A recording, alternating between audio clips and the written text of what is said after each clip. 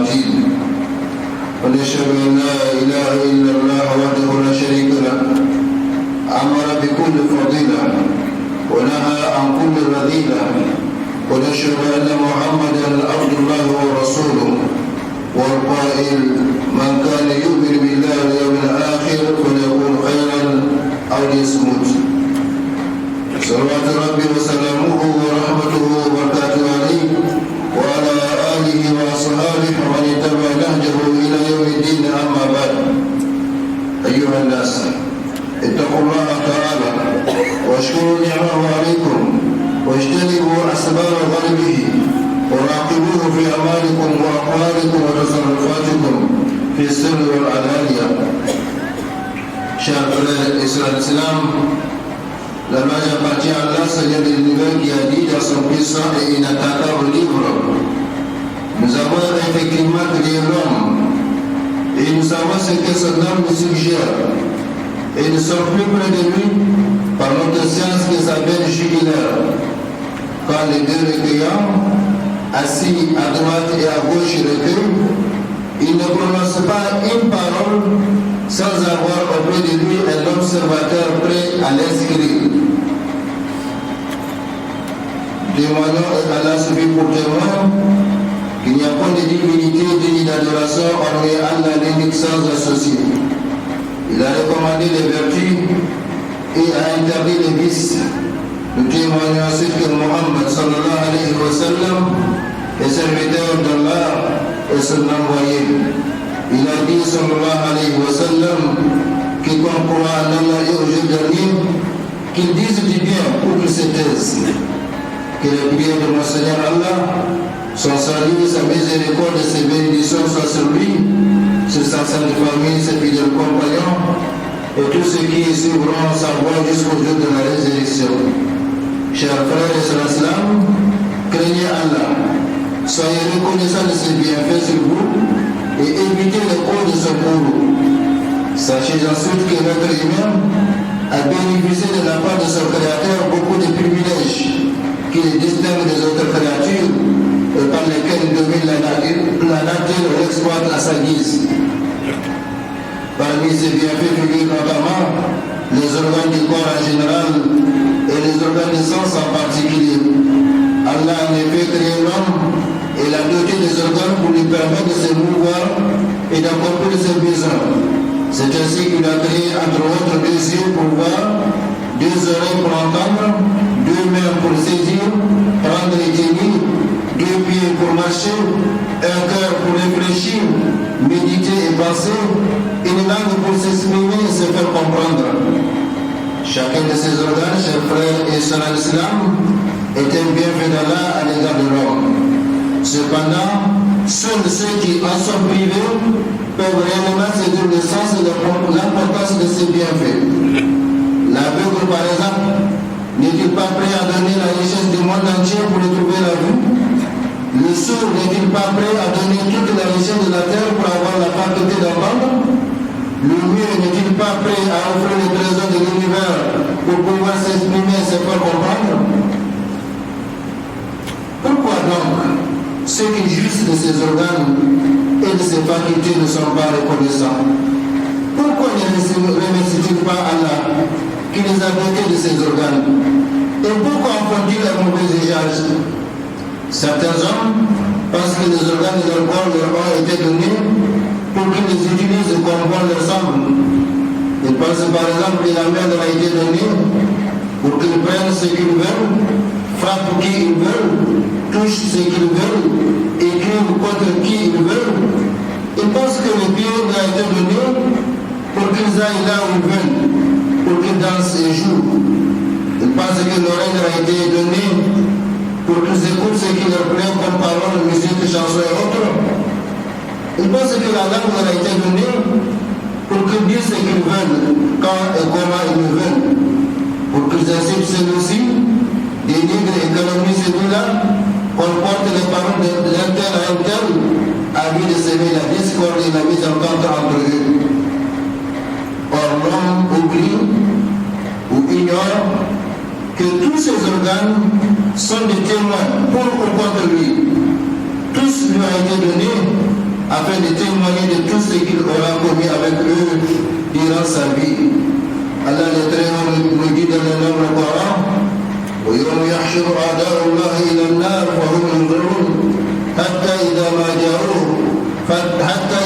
جاءوها شهد عليهم سمعهم وأبصارهم وجلودهم بما كانوا يعملون وقالوا لجلودهم لما شهدتم علينا قالوا أنطقنا الله الذي أنطق كل شيء وهو خلقكم أول مرة وإليه ترجعون وما كنتم تستترون أن يشهد عليكم سمعكم ولا أبصاركم ولا جلودكم ولكن ظننتم أن الله لا يعلم كثيرا مما تعملون وذلكم ظنكم الذي ظننتم بربكم أرداكم فأصبحتم من الخاسرين وإن يصبروا فالنار مثوى لهم وإن يستعقموا فما هم من المعتدين وقيدنا لهم قرناء فزينوا لهم ما بين أيديهم وما خلفهم وحق عليهم القول في قد خلت من قبلهم من الجن والإنس إنهم كانوا خاسرين. Et les jours où les ennemis d'Allah seront rassemblés en masse vers le feu de l'enfer, puis on les poussera dans sa direction.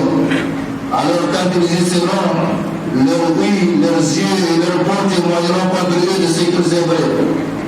Ils diront à leur peau: pourquoi avez-vous témoigné contre nous? Elles diront: c'est Allah qui nous a fait parler. Lui qui fait parler toutes choses. C'est lui qui nous a créé une première fois. Et c'est vers lui que vous serez retournés.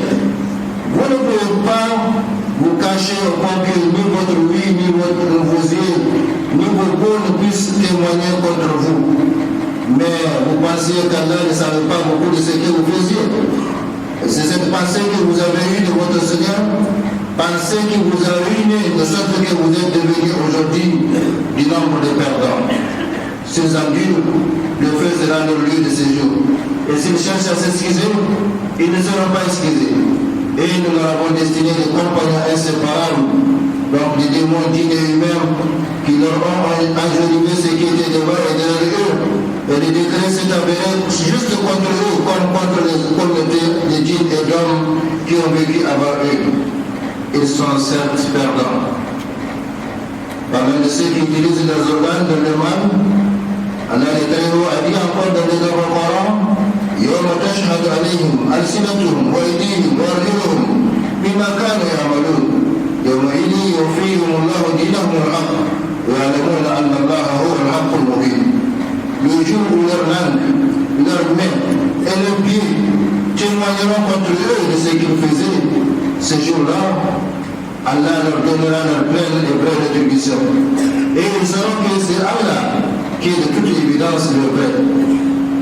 Chers frères et sœurs islam, la faculté de s'exprimer clairement est non seulement un des plus grands bienfaits d'Allah envers l'homme, mais aussi surtout la distinction principale entre l'être humain et l'animal. Cependant, la langue par le biais de laquelle s'est fait cette expression est un sabre à double tranchant. Si on l'utilise dans les actes d'obéissance à Allah, comme la lecture dans le Coran, la recommandation du bien, l'interdiction du mal, l'appel à Allah, la défense des opprimés, cela constitue le devoir qui doit remplir la langue chez tout musulman. Et cela tient lui de gratitude envers le Seigneur Allah subhanahu wa ta'ala pour ses bienfaits. Si au contraire, la langue est utilisée pour semer la discorde, la division, la zizanie entre les gens, le mensonge, le faux témoignage, la médisance, la calomnie, la violence des droits et honneur des gens, eh bien, cette utilisation est interdite à tout musulman, car le prophète sallallahu alayhi wa sallam a défini les musulmans comme suit: al-muslimu man salima al-muslimuna min lisanihi wa yadihi. Et dans une version, al-muslim man salima an-nasu min lisanihi wa yadihi. Le musulman est celui dont les autres musulmans sont à l'amour du mal de sa langue et de sa main. Et dans une version, le musulman est celui dont les autres gens sont à l'amour du mal de sa langue et de sa main. Chers frères et sœurs islam, protégez bien vos organes, en général et la langue en particulier, car la langue expose tout homme à deux grands dangers. 1. Le fait de parler dans le faux. 2. Le fait de se taire devant la vérité. En effet, celui qui parle dans le faux est un Satan qui parle, donc il désobéit à Allah. et à ce messager. Et celui qui se tue devant la vérité est un Satan mûr. Est un Satan mûr. Donc un désobéissant qui cherche l'agrément des créateurs à travers la désobéissance au corps d'Allah subhanahu wa ta'ala et de ce messager Muhammad sallallahu alayhi wa sallam. Malheureusement, la majorité des hommes balancent aujourd'hui entre ces deux positions, dans leur parole ou dans leur silence. Beaucoup de musulmans sont arrivés à éviter les grands péchés, comme la fornication, le vol, la consommation de l'alcool, de l'usure, les manquements aux prières obligatoires, les manquements aux jeûnes du Ramadan. Mais ils ne sont pas arrivés à maîtriser leur langue, si bien qu'ils passent la majeure partie de leur temps à critiquer et à calomnier les autres, à mentir ou à faire de faux témoignages. Et c'est ici que se situe le danger.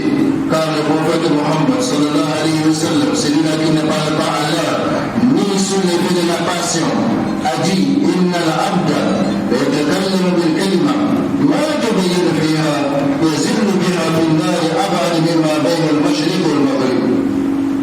Certes, l'homme prononce certainement un mot sans bien y réfléchir, et ce mot le fait glisser dans le feu plus loin que la distance qui sépare l'Orient de l'Occident, rapporté par Bukhari et Muslim. إن الرجل لا يتكلم بالكلمة لا يرى بها بأسا يحوي بها 70 خريفا في النار. Un autre verset, un autre hadith, l'homme dit seulement une parole provoquant la colère d'Allah sans lui prêter la moindre attention, et voilà qu'il ne peut précipiter à l'enfer sur une distance de 110 ans de marche, rapporté par Bukhari et Muslim. C'est à cause du danger de la langue qu'Allah de Très-Haut a confié 2 anges à l'homme pour recueillir tout ce qui sort de sa bouche, comme bien ou mal. Il y a alors comme متلقيان عن اليمين عن الشمال القريب ما يلفظ من قول إلا لديه رقيب عتيد. Rappelle quand les deux recueillants assis à droite et à gauche recueillent. Ils ne prononcent pas une parole sans avoir auprès de lui un observateur prêt à l'inscrire.